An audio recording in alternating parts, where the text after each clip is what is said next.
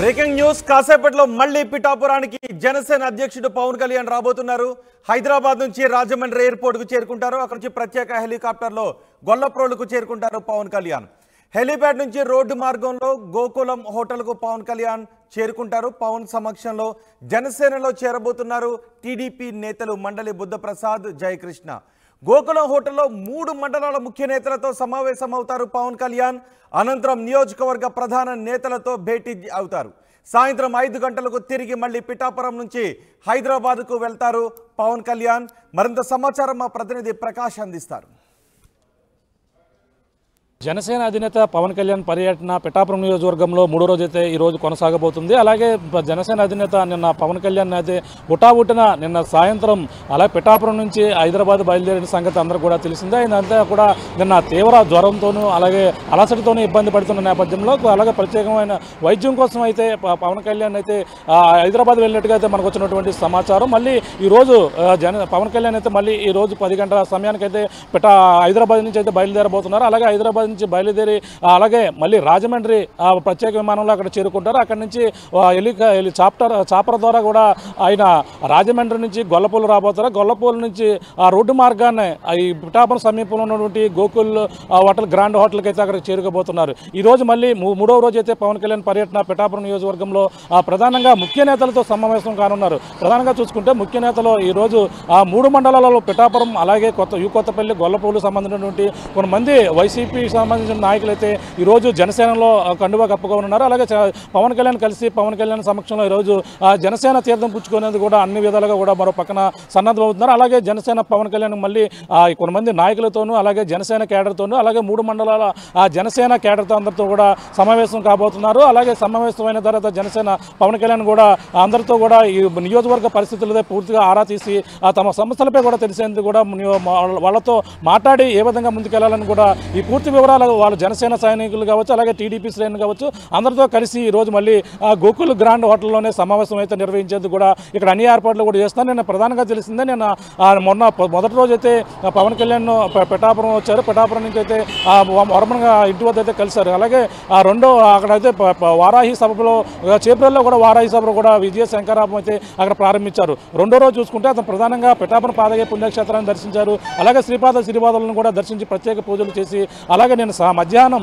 ప్రత్యేకమైనటువంటి అలాగే టీడీపీ అలాగే బీజేపీ నాయకులతో కూడా ప్రత్యేక సమావేశం కూడా నిర్వహించి అలాగే ఏ విధంగా ముందుకెళ్ళాలి, పొత్తులో భాగంగా ముగ్గురు నేతలు కూడా 3 పార్టీలు ఏ విధంగా ముందుకెళ్ళాలి దానిపై కూడా పవన్ కళ్యాణ్ దాదాపుగా గంటకు పైగా వాళ్ళతో కూడా సమావేశమైనటువంటి పరిస్థితి ప్రధానంగా ఉంది. ముఖ్యంగా జనసేనకు సంబంధించిన నాయకులతో పాటు అలాగే అక్కడ ఉన్నటువంటి టీడీపీ ఇన్ఛార్జ్ మాజీ ఎమ్మెల్యే వర్మ తన తనయుడు గిరీష్ వర్మ ఇద్దరితో కూడా అలా బీజేపీ నాయకులతో పాటు ముగ్గురు కూడా కలిసి సమావేశమైనటువంటి పరిస్థితి. వాళ్ళతో ముఖ్యంగా పవన్ కళ్యాణ్ ఒకటే చెప్పిన పరిస్థితి అంటే వర్మ త్యాగం చేశాడు నా కోసం, ఇక్కడ ఎంతో బలమైన నాకు ఒక ఇండిపెండెంట్గా గెలిచే సత్తా ఉన్నటువంటి నాయకుడు, కానీ నా కోసం వెనక్కి తగ్గి నాకు సపోర్ట్గా ఉండేందుకు వర్మ అయితే సిద్ధంగా ఉన్నారు. వర్మకైతే తగిన గుర్తింపు వస్తుంది, అధికారంలో వచ్చిన తర్వాత తగిన న్యాయం చేస్తామంటూ పవన్ కళ్యాణ్ అయితే వర్మకైతే భరోసా ఇచ్చినటువంటి పరిస్థితి మరో పక్కన కనబడుతుంది. అలాగే ప్రధానంగా అందరూ కూడా జనసేన, టీడీపీ అలాగే బీజేపీ ముగ్గురు కూడా ఉన్నారు. పిఠాపురం నియోజకవర్గంలో భారీ మెజార్టీతో 1,00,000కు పైగా మెజార్టీతో గెలిపే లక్ష్యంగా అందరూ కూడా పనిచేయాలి.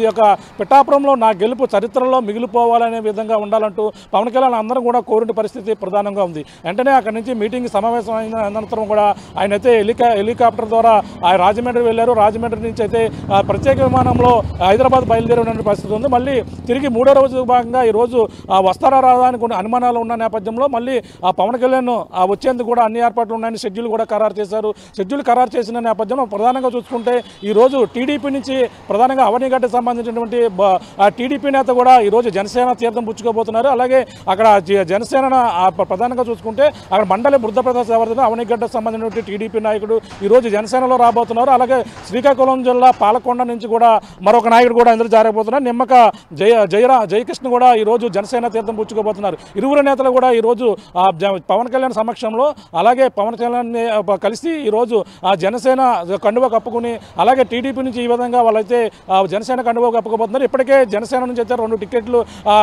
ప్రకటించవలసి ఉంది. కానీ ఈ 2 టికెట్లు వీళ్ళకే ప్రకటిస్తారని ఒక ప్రచారం కూడా జోరందుకుంటుంది.